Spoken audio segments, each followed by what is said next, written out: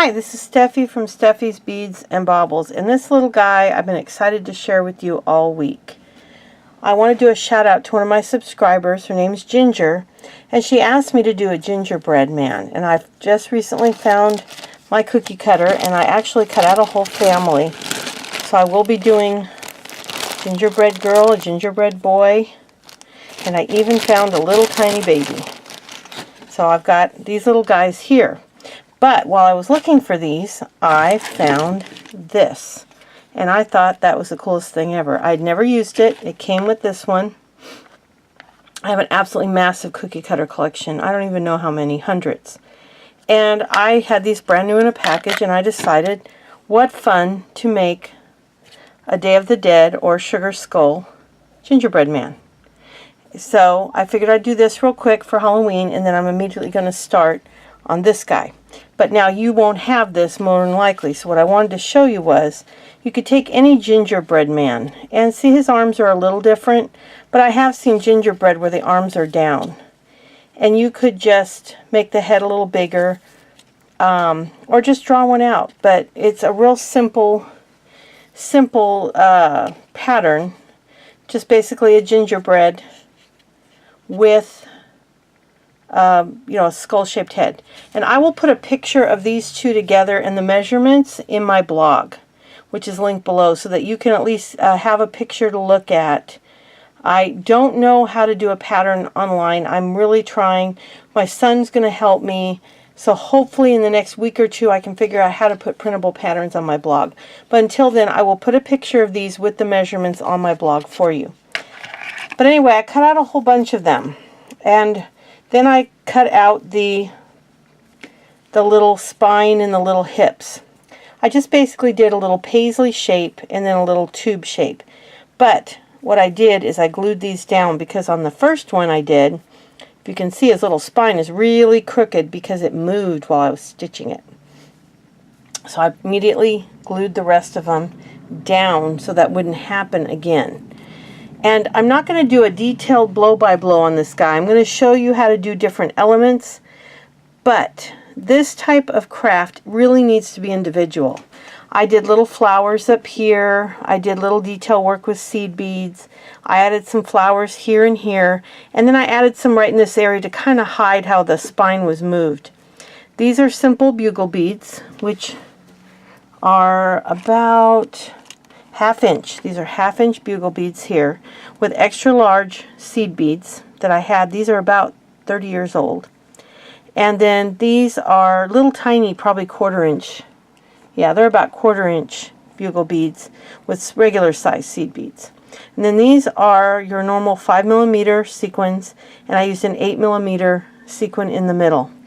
And I'll show you, here I'm doing a purple one. And the sequin in the middle, my daughter actually thought of that, and she designed the mouth for me. I had a different mouth designed, and she suggested this one. So Nikki, this is a shout out to you. I think she did a great job. She's my sugar skull lover. She has dressed up with a sugar skull makeup on her face for Halloween for years. So she was the one to give me advice, and she's the one that stressed I needed to do something on the head too.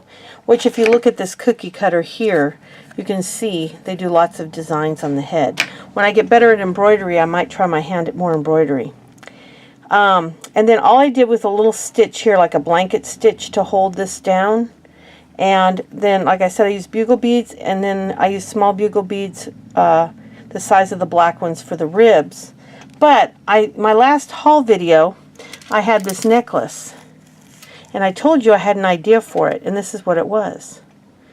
Is that cool or what? I made little bones out of the beads, and these are called a dog bone bead, or an hourglass. There's two beads similar. One's a dog bone, one's an hourglass. They're both kind of similar. This one's more like the hourglass, but it's more rounded like the dog bone, so I'm not really sure which bead this is, but it sure turned out cute. Now, I didn't finish this guy yet because I've got to get more work done, and I've got my granddaughter back again tomorrow morning. So I wanted to get the important stuff done so I could do this video for you.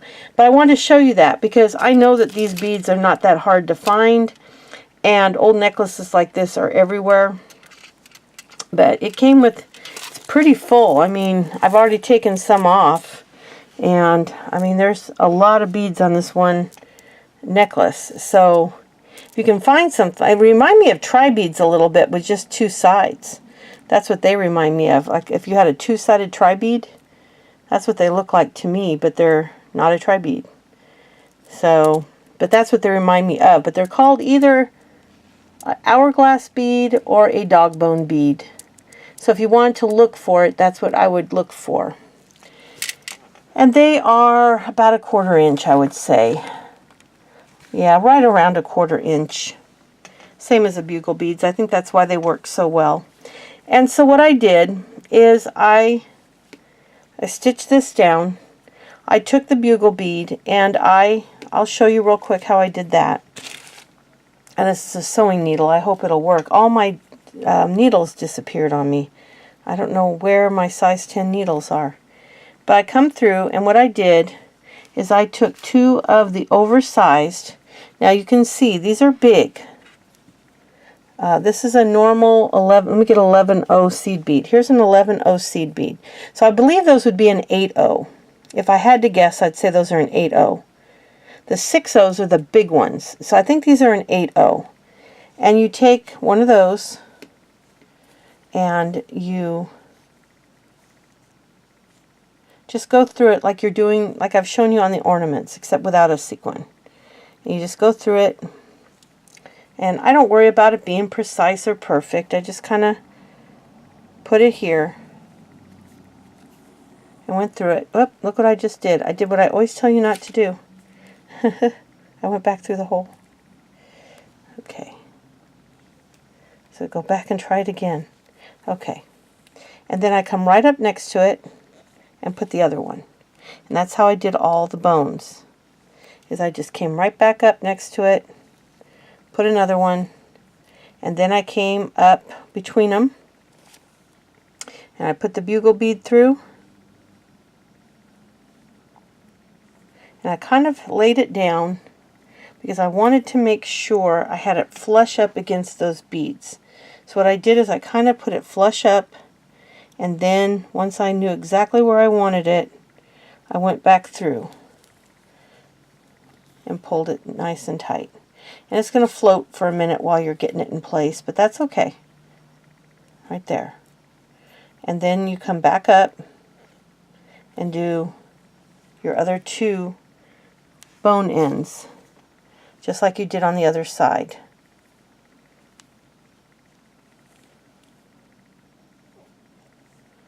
It's that easy. That's it. You come up on the other side next to it and do the other one, and then you just repeat this for the other 3 limbs. Now you could have a lot of fun with this. If you wanted to do a skeleton, an actual skeleton, you could take a piece of felt and actually make a skeleton using the seed beads and the bugle beads and stuff. You could have a lot of fun with it.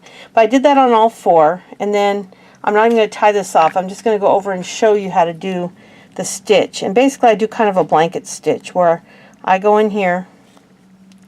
Now of course normally I'd tie that off before I come over here, but I just want to show you. I make a circle, and then I go back through the back of that circle so I catch the thread, and then I make another loop. Try to make it about as far apart as the stitch is long. I believe that's the general rule. And then go back through the hoop. Whoop. Go back through the hoop. Do you see how I did that?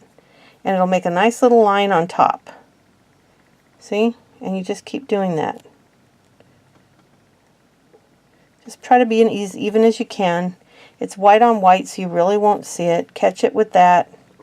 And then just keep doing that till you're all the way around. When you're done, go back through the hole, tie a little knot, and you're done. So that's how you stitch all these pieces on. And that's also how you stitch the piece together, is with that same blanket stitch around the edges, which is really easy to do. That's actually easier than this because you're on the edge. And when you do it on the edge, you're going to come up, you're going to go between the pieces like I show you to do when I'm beading the edge too. You make your knot, go between the pieces, make a loop, go behind the loop, come through the loop like this, and then go over and make your next loop, catch it and pull it, and just go all the way around. I'll do another video on the embroidery aspect of it, but I mainly wanted to get this done today so you guys could play around with it a little bit before Halloween.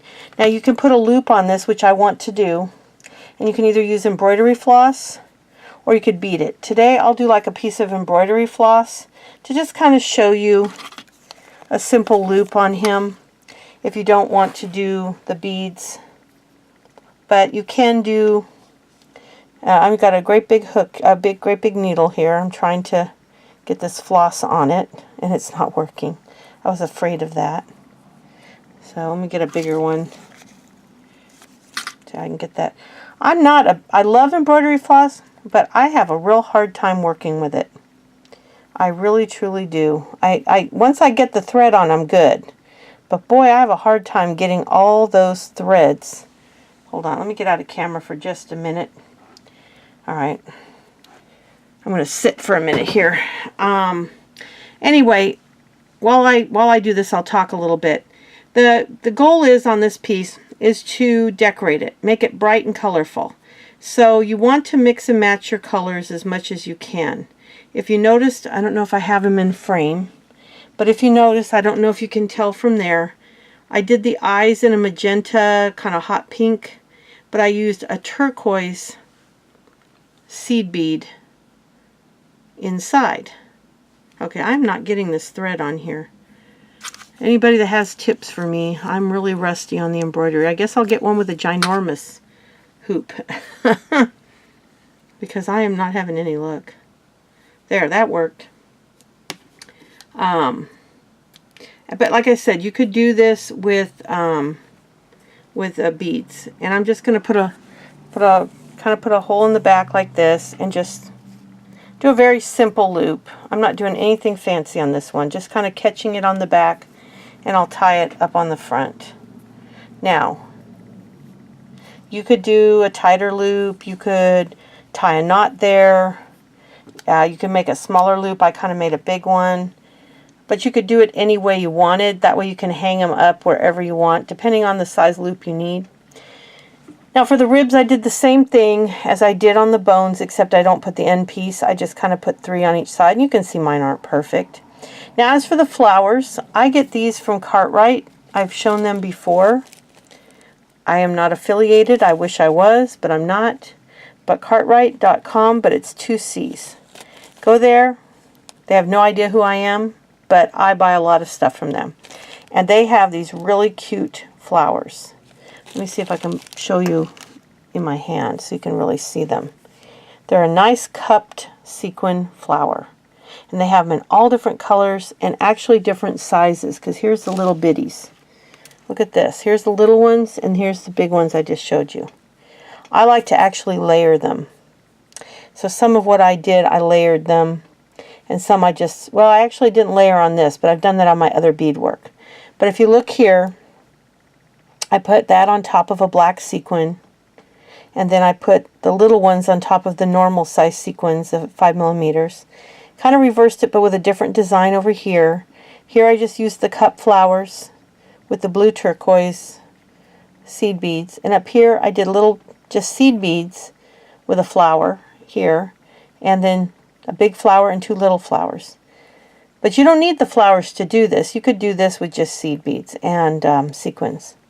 But they're about $1.50 a package, I think, and you get a pretty good size package. It's approximately $5.25 it says, and they do sell mixtures. The little ones are a mixture, and I've bought the mixture of the flowers as well.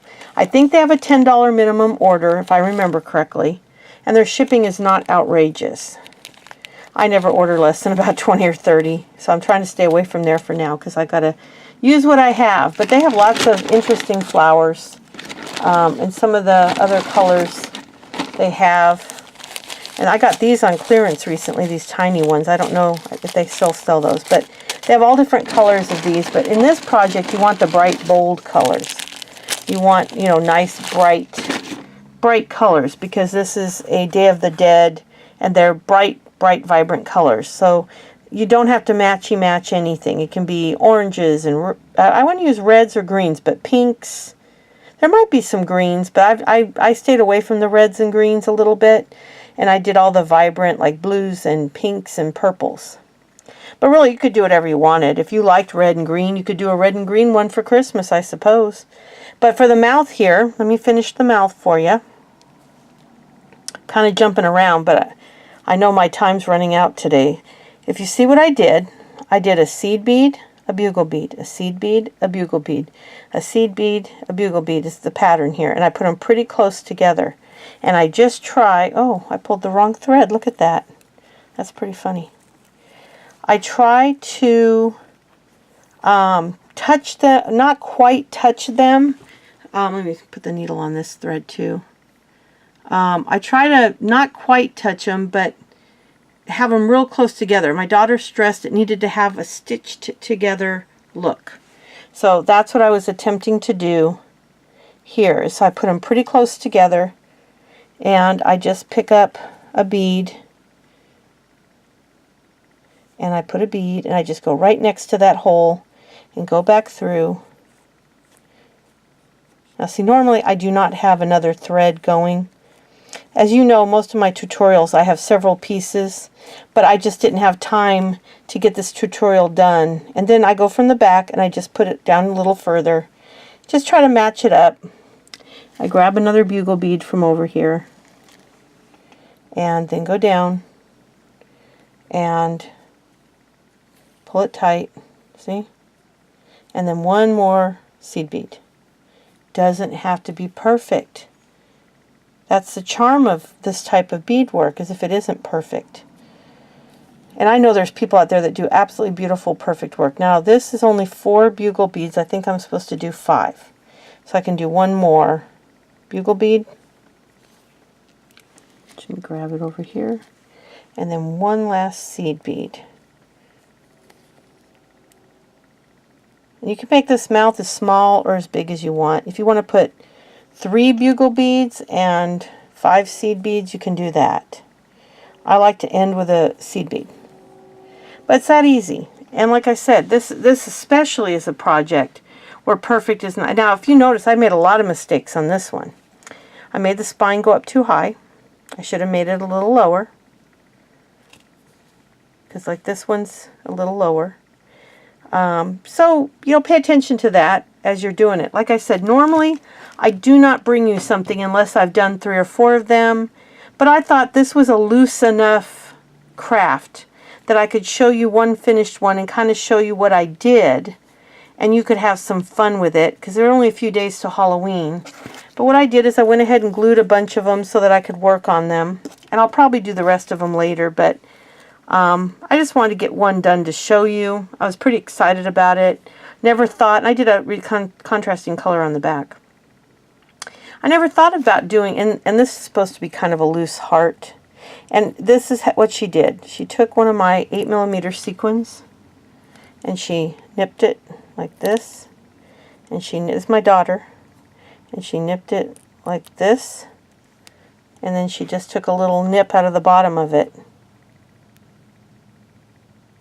I don't know how she did that, but she got like the little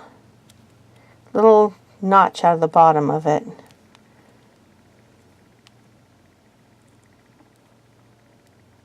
I'm afraid of cutting all the way through it. There. And that's what she did. And look at that, came out really good. And you can cut an 8mm sequin, or you can just take a little piece of felt and you can cut a little piece of felt into a triangle or a heart and use that if you don't have an 8mm. If you can find a black heart sequin, that'd be ideal, but all I had were pink and red and white, and they didn't go with my theme. But anyway, I know this is kind of a rambling, crazy video, but I was very excited about this. I thought maybe even if you didn't want to do this, you might like some of the techniques I came up with that you could use on other projects. I thought the little bones were cute. You could even use that with a dog and a bone. I mean, there's all kinds of things you could do. And I like the little mouth. You could be doing some other kind of Halloween craft with a skull and do that mouth. And I can't take credit for it. My daughter Nikki came up with that. And I thought it was really clever. And then up here you can do anything you want. But it's just a simple blanket stitched edge. I didn't put any beads on the edge. However, you could if you wanted to. And you could bead this loop. And if I had more time, maybe I would. But I think this is appropriate for it. It's just a simple Halloween. You can hang it on a car mirror. And you could actually tie it on the car mirror. Or what I do when I do stuff like this, I'll take a twist tie. And put the twist tie around the car mirror. And then hang it down. Because I always have a beaded angel on my car mirror. Now I make them with a clasp. But in the old days, I just wired it on there. But anyway, I hope you like it. I was really excited to do this video. I'm sorry it's so rambling, but I've had a crazy couple months watching my granddaughter, and it's like I've got 2 days every week to get everything done I want to do. So I was trying to get you a few videos. I've got a couple more that you'll really like, I think. Oh, let me show you one project I'm working on. I was pretty proud of this. I saw a much nicer tree on Pinterest, but I kind of tried to imitate it on some upholstery fabric I had. And I think it came out pretty good. I'm not sure I like this open space here, but for a practice I thought it came out good. So I may be doing something like this for Christmas. I cut it in the ornament shape, so I'll finish it out and make an ornament out of it. But that's one thing I've got going for the future. And then I've got the gingerbread I'll be doing next. This is next up, will be a gingerbread man. And then I've got another ornament to do after that that's almost ready to go. That's actually one of the best I've ever done. In fact, I've got two that I'm quite proud of. So I'll do him first. I'll do those two. Then I'll do the girl gingerbread and then the little baby gingerbread. So that's kind of my lineup. And there might be some small easy crafts in between some of those. But those are the ornaments, kind of the order I'm going to be doing them in. So I thank you again for joining me today, and I appreciate you putting up with my kind of rambling, disjointed video. I'm usually not this way, but it's 5:30 and I'm running out of time, so I'm trying to get this done for you. Anyway, I thank you so much, and I will be back in a day or two with some more videos. And if you have any suggestions for me, please let me know, because that's how I got the gingerbread. And, you know, I might not think of something that you think of. All right, well, I'm going to quit rambling. I'll talk to you later. Bye.